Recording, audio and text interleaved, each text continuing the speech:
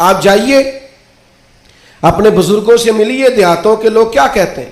وہ کہتے ہیں بس بھائی میں دوستوں کے ساتھ آتا جاتا تھا، گھومتا پھرتا تھا، اب یہ کام نہیں کرنا، اب میرے بیٹے کو میرا جوتا پورا آنے لگ گیا ہے، اب مجھے وفادار ہونا ہے۔ میں کیسے اپنی ملت کے نوجوانوں کو سمجھاؤں کہ گھٹنوں تک اگر اپنا لباس آدھا کر لے تو پتہ نہیں تیری کتنی کوئی گرمی کم ہو جاتی ہے اور کس قدر زیادہ آسودگی اور آسانی محسوس کرتے ہو۔ حالانکہ گھر میں بہنیں ہیں، بیٹیاں ہیں، ماں ہیں۔ بندے کی ایک اپنی وفاداری بھی ہونی چاہیے، اس کے کچھ قاعدے، ضابطے، اٹھنا بیٹھنا، اصول بھی ہونے چاہیے۔ نبی کریم صلی اللہ تعالی علیہ وسلم کی عظمت کردار کا یہ عالم تھا کہ عرب شریف کے اندر کنواری عورتیں بڑی ہی شرم و حیا والی ہوتی تھی۔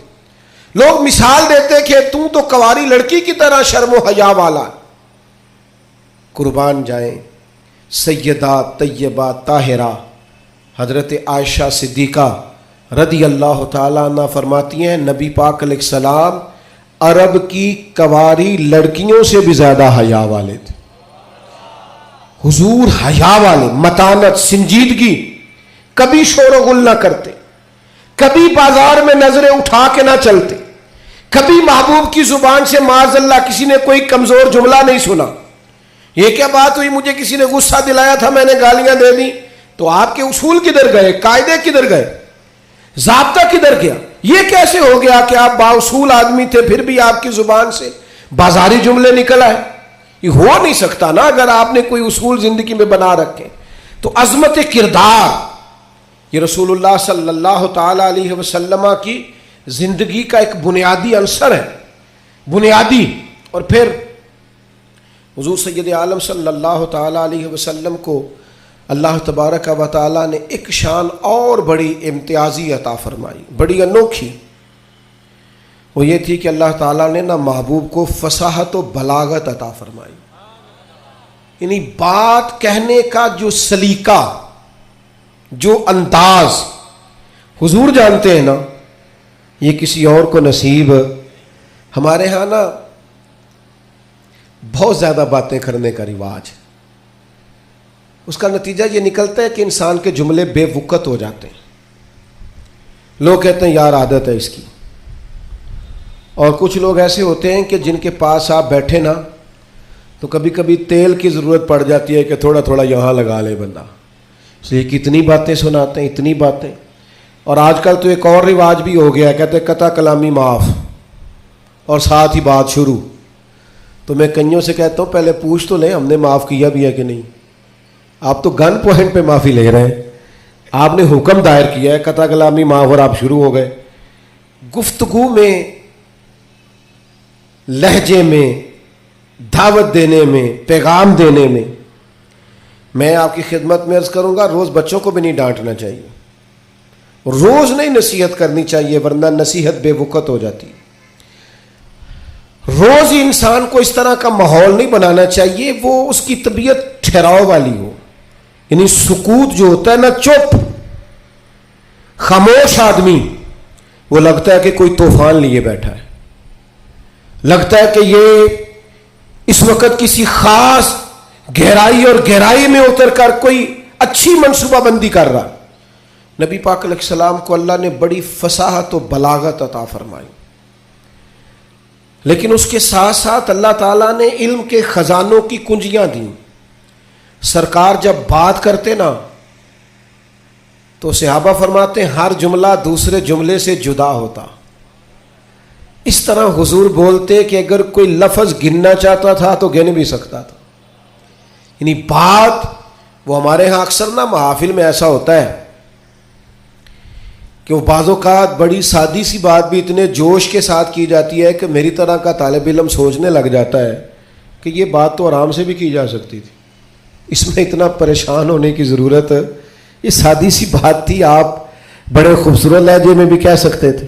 اللہ تعالیٰ نے محبوب کو فصاحت دی، بلاغت دی، معاملہ فہمی دی، اور حضور علیہ الصلاۃ والسلام بڑے ٹھہرے ٹھہرے انداز میں بات کرتے، لیکن جب بات کرتے تو حضور نہ بات کا رخ بدل دیتے، یعنی بندہ سوچ رہا ہے اس رستے جانے کی، لیکن کریم کی حکیمانہ بات بندے کا رستہ چینج کر دیتی، وہ بالکل انسان ڈائریکشن بدل لیتا کہ نہیں یار یہ رستہ ٹھیک ہے۔ اب بات کو سمجھیے گا، ایک ہوتا ہے بندے کے پاس مال نہیں تو وہ فقیر ہے، کچھ لوگ ایسے ہوتے ہیں کہ وہ امیری میں فقیری کرتے ہیں، مالدار ہوتے ہیں، بڑا اللہ نے دیا ہوتا ہے، لیکن ان کے مزاج سے دولت نہیں چھلکتی، عہدہ نہیں چھلکتا، وہ درویشوں کے ساتھ بیٹھتے ہیں، سادہ طرز زندگی۔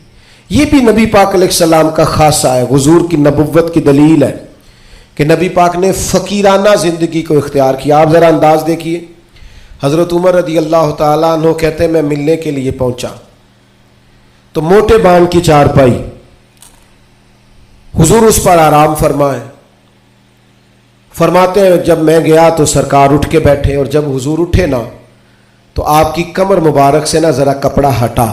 وہ جنہوں نے پرانی موٹے بان کی چارپائیاں دیکھی نا، منجدی منجی جنہوں کئی دس، تو وہ کبھی اٹھتے تھے نا سو کے تو کمر پر نشان چھوڑتی تھی۔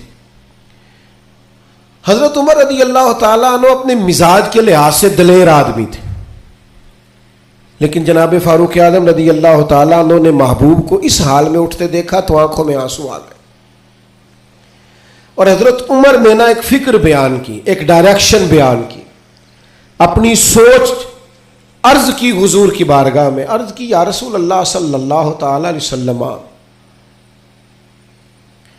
ایک کیسر و کسرا اللہ کے دین کے دشمن ہے اور اتنی آرام دہ زندگی گزارتے۔ بہت سارے لوگ سوال نہیں کرتے وہ فلاں ملک دیکھو غیر مسلم ہے لیکن آسودہ حال کتنا ہے۔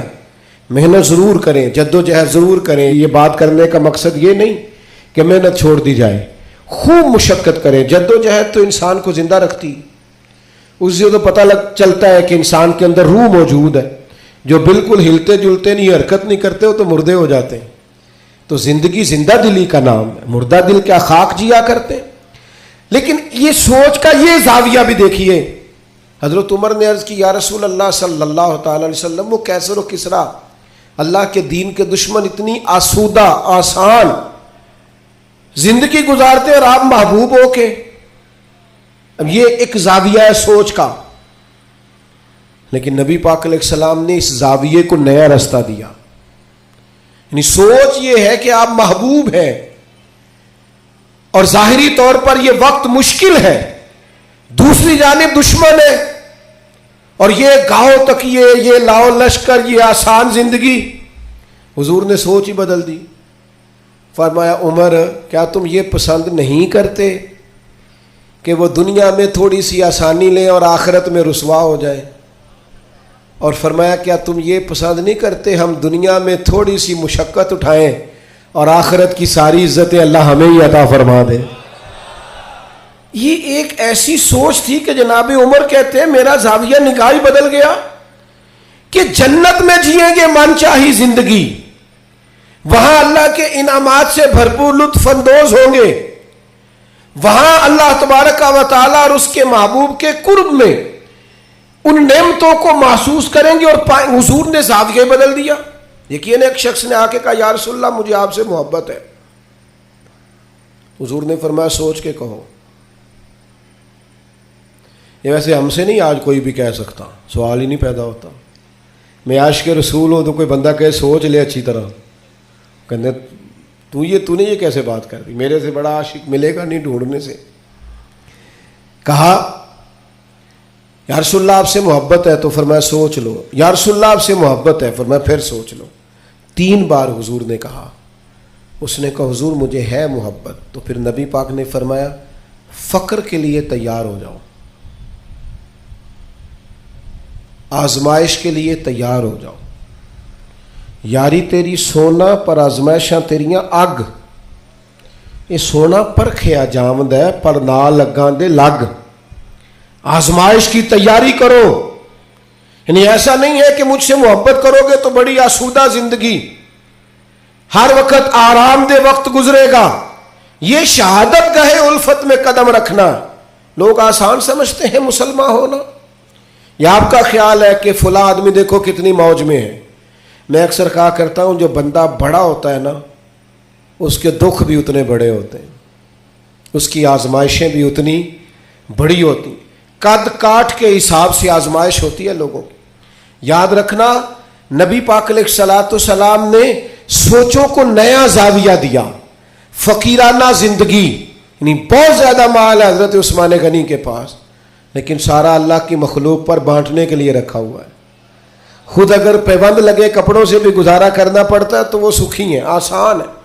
ایک دن بھی نہیں مانگا حضرت بلال حبشی نے کہ یا رسول اللہ میرا بھی تو مکان ہونا چاہیے نا۔ کیوں؟ کہ حضور نے معراج سے واپس آ کے کہا تھا میں نے تمہارے چلنے کی آواز جنت میں بھی سنی ہے۔ تو جن کے محل بنے ہوئے تھے سوچیں بدلی ہوئی تھی، انہوں نے پھر اپنے زاویہ نگاہ کچھ اور بنایا۔ بس بات سمیٹنے کی طرف آ رہا ہوں۔ ایک چوتھی بات نبی پاک علیہ الصلوۃ والسلام کے نبی ہونے پر، اللہ تعالیٰ کی طرف سے برہان ہونے پر بڑی دلالت کرتی، وہ یہ ہے کہ میرے رسول پاک نہ طبیب روحاں ہیں، حضور دلوں کے طبیب ہیں۔ یعنی کچھ چیزیں ایسی ہیں جو انسان کے ظاہر کو سنوار دیتی ہیں لیکن باطن پیاسا رہ جاتا ہے۔ آپ نے بہت سارے لوگ دیکھے ہوں گے، یہ انزائٹی بھلا کس گھر میں زیادہ آتی ہے؟ ڈپریشن اور ٹینشن کس گھر میں زیادہ آتا ہے؟ جس میں بہت زیادہ سہولیات ہوتی ہیں، بہت زیادہ سرمایہ ہوتا ہے، 2-4 نوکر ہوتے ہیں، وہاں انزائٹی بھی ہوتی۔ کیوں؟ کہ دکھ ہمیشہ انسان کے ساتھ رہتا ہے۔ جب رزق کا، صحت کا، بچوں کا سارے دکھ نکل جاتے ہیں، بندے کو سہولت آتی ہے تو اب پریشان تو رہنا ہی ہے۔ لقد خلقنا الانسان فی کبد، اللہ نے انسان کو مشقت میں پیدا کیا ہے۔ اب انزائٹی آ جاتی ہے، ڈپریشن آتا ہے، ٹینشن آتی۔ اللہ تعالیٰ آپ کی اس خوبصورت اور پروقار تقریب کو اور ہماری حاضریوں کو قبول فرمائے۔ وما علینا الا البلاغ المبین۔